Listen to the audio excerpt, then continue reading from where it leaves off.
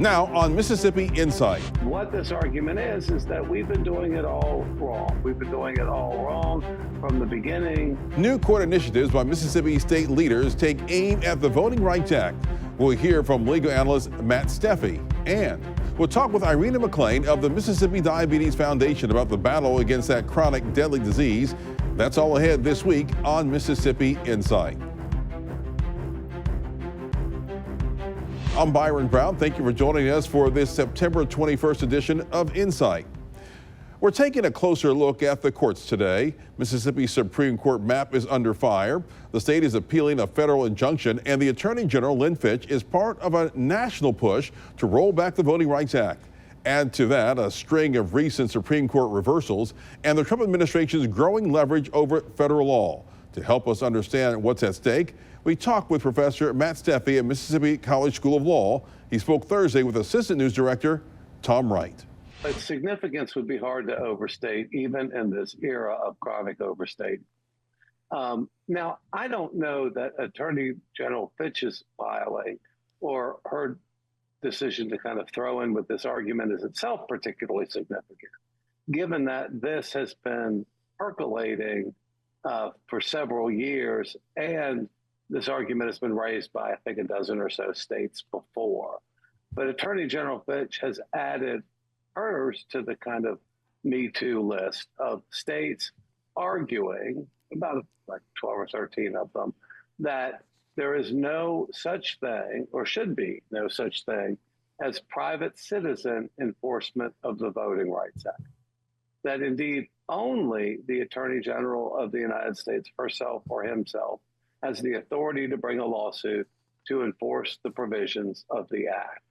The act that forbids, in very general terms, race discrimination and racial gerrymandering in elections, local elections in this case, at the statewide level. And the argument is that private citizen enforcement is only permitted when Congress makes it unmistakably clear that they intend for private citizens to have a role in enforcing what this law would make violations of their rights. The surprising aspect of this argument is how new it is. That is, we've had 60 years and tens of thousands of private actions to enforce the Voting Rights Act. And by private actions, I mean actions by private citizens.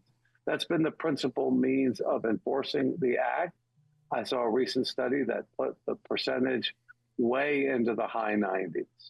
And what this argument is that we've been doing it all wrong. We've been doing it all wrong from the beginning to the present day.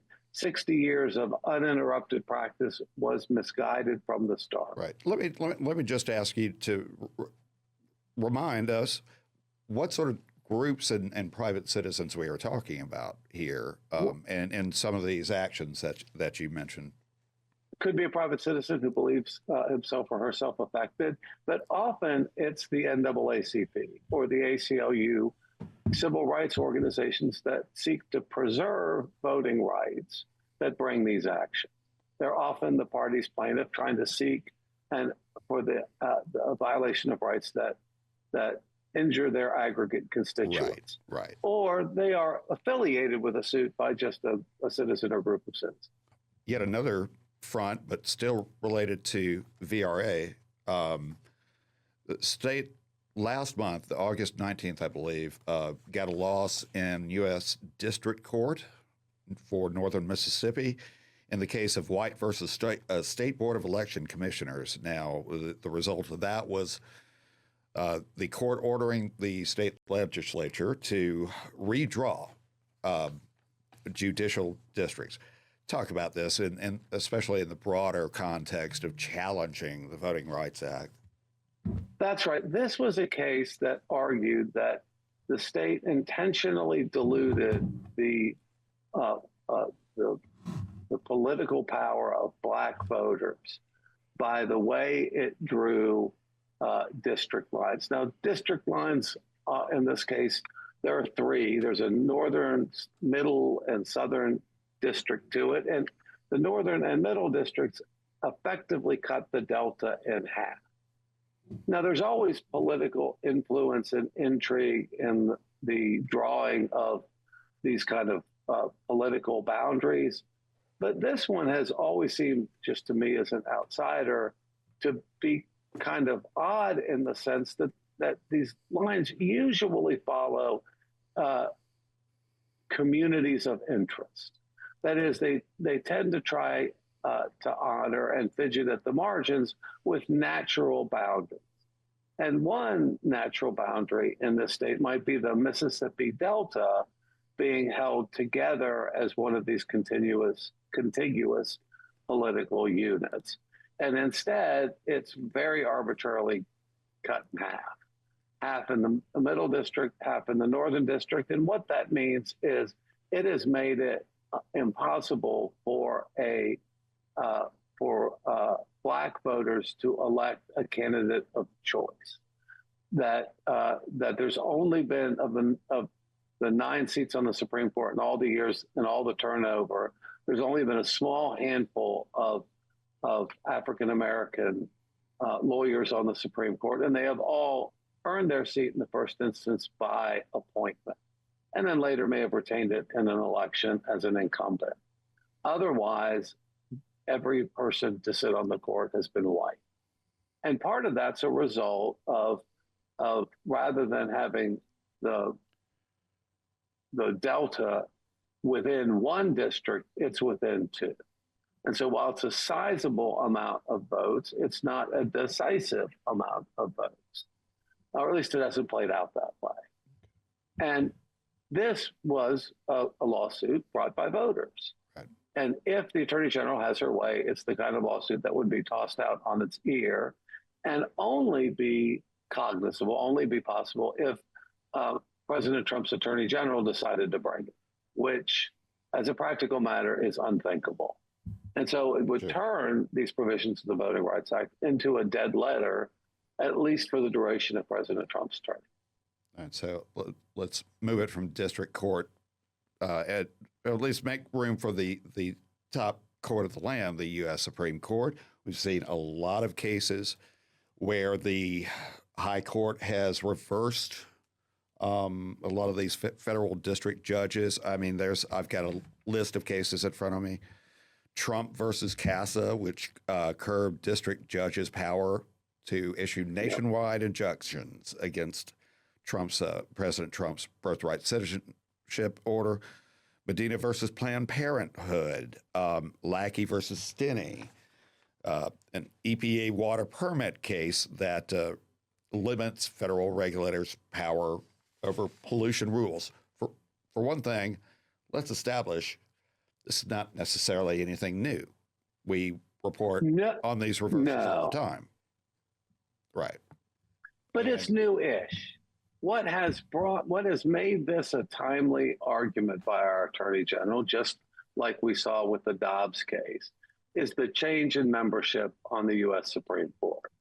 The thought is that if there was ever a time to get the court to adopt these conservative, and in this case, kind of remarkable argument, it would be now. It takes, of course, 4 members to decide to hear a case and 5 to decide it.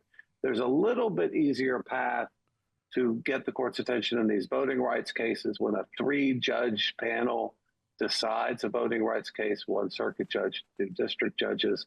The appeal goes immediately to the Supreme Court. Now, the Supreme Court can just say, we affirm, and not issue an opinion and not engage on the issue. But they have to say something about the case. Okay. And so at least there's some chance to get the court's attention. There appear to be 3 justices that presume to be very open to this line of argument. Okay. Justices Thomas, Alito, and Gorsuch. The question of whether 3 becomes 5 is the central question in this case. Yeah. It's not a foregone conclusion, but there are almost certainly 3 that are going to vote the other way. And of the 3 potentially in play, if they can get 2 of them, they could affect a revolutionary change in the law. Sure. One that Congress could overturn. Let's bring it home. What should Mississippi voters understand about the practical impact of these particular court battles and the general state of balance of judicial power in general?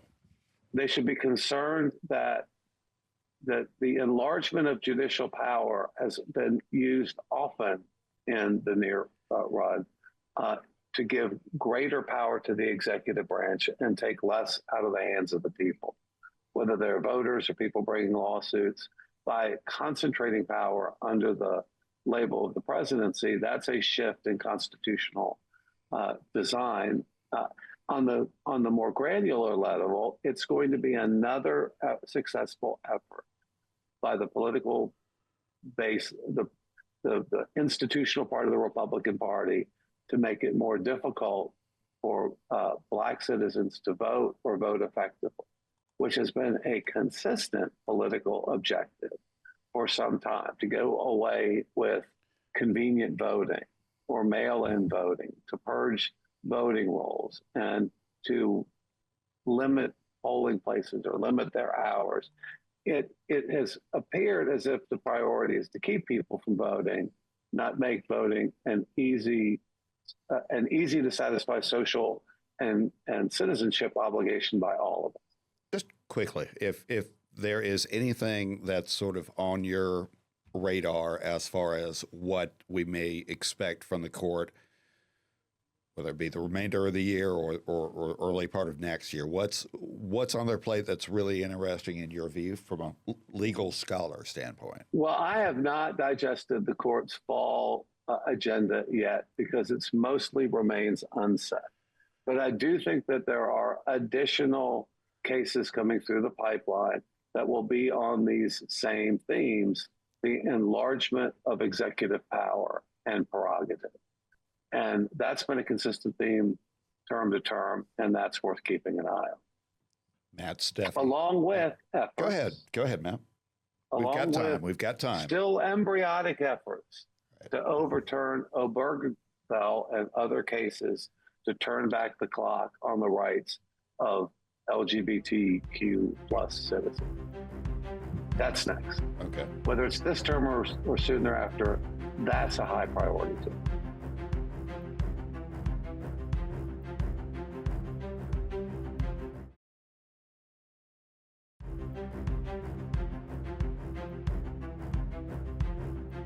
We heard a call to action last week by Mississippi's sole Democratic Congressman Benny Thompson, asking the Justice Department and the FBI to investigate the death of Delta State student Demontraviant Trey Reed. The 21-year-old from Grenada was found hanging from a tree on campus Monday morning. According to the state medical examiner's office, Reed's death has been ruled a suicide. Police revealed that they gave the FBI and the U.S. Attorney's Office all of the files and investigative material for the case. The FBI has said it would get involved if evidence of a federal or state crime is discovered. But Thompson says the case deserves a closer look.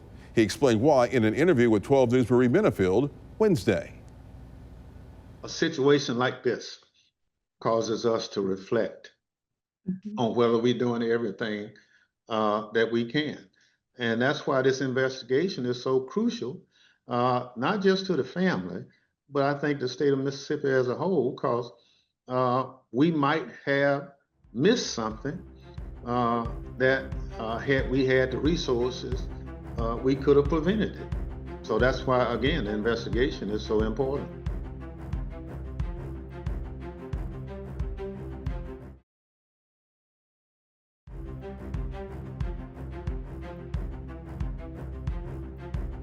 The Diabetes Foundation of Mississippi is calling on communities to step out and walk for a cause. The annual Walk for Diabetes event raises money that stays right here in Mississippi to help children and adults living with the disease. I spoke with Executive Director Irina McClain about how those dollars directly impact families across the state.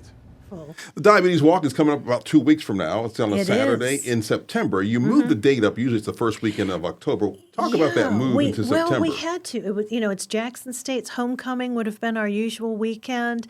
There was another event going on at LaFleur's Bluff. So we, you got to be flexible in this world. So we thought, well, we'll go ahead and move it into September, see how that works for this year.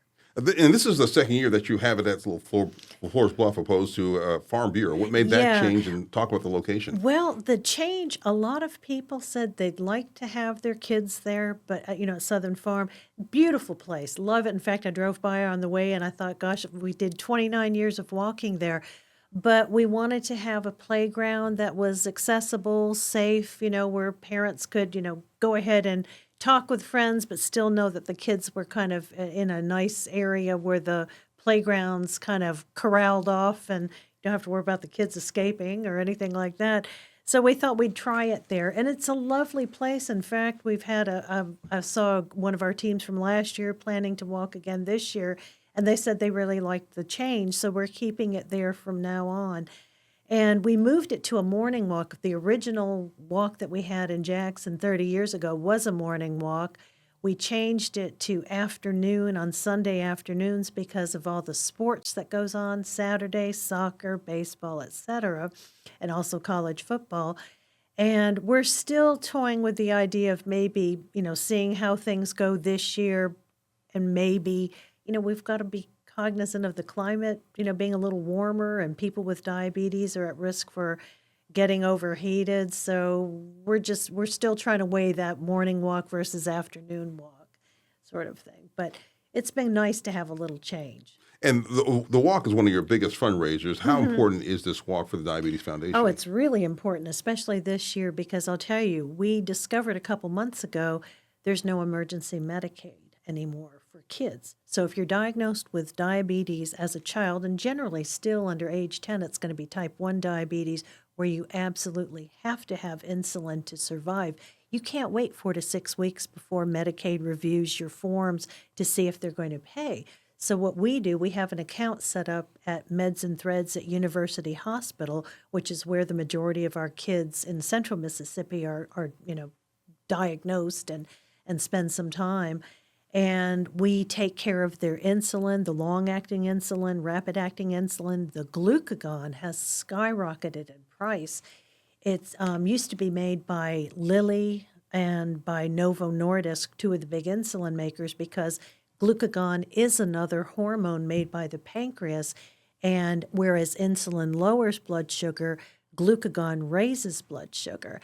And in an emergency, if someone's passed out from a low blood sugar, which can happen particularly with type 1 diabetes, because you not only lose your ability to make insulin, but the glucagon feedback system, if you will, is not efficient either. You have to have glucagon there in case someone has a low severe enough to make them pass out. And what happened, instead of now paying $13 to say $20 for a glucagon kit, the cheapest price available at a discounted pharmacy is $180 a kit. And you have to have one for school or daycare as well as for home. So we're doing a lot for children who are newly diagnosed. Not only do they get the backpack with the info, the happies, but we've been doing a lot of patient assistance for our youngest, most vulnerable population, our kids. How much are you trying to raise from this walk this year? Oh, Lord, we'd love to raise $50,000. We really would. It would be great. Times have changed, economic uncertainty, everybody's struggling. We realize that. And we aren't getting the big donations that we used to. Corporations have changed.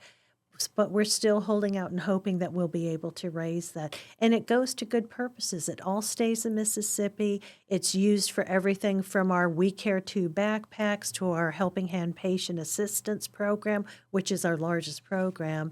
And then we also do school boxes. We send those free of charge to the schools and daycare centers around the state. They have a meter, test strips, supplies to treat high and low, as well as information.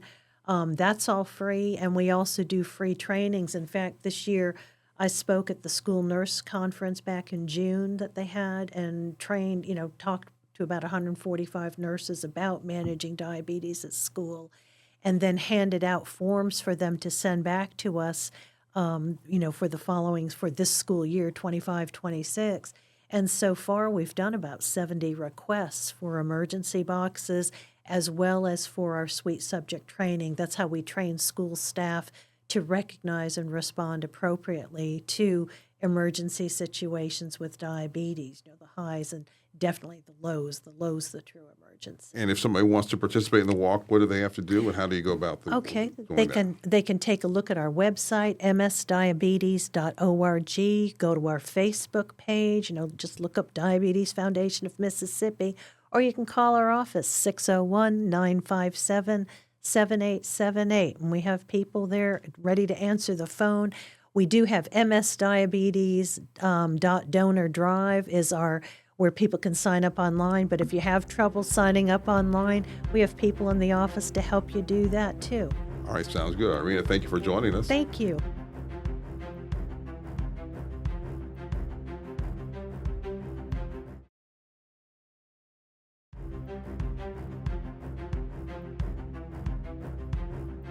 Thanks to Matt Steffey, Benny Thompson, and Irina McClain for joining us this week.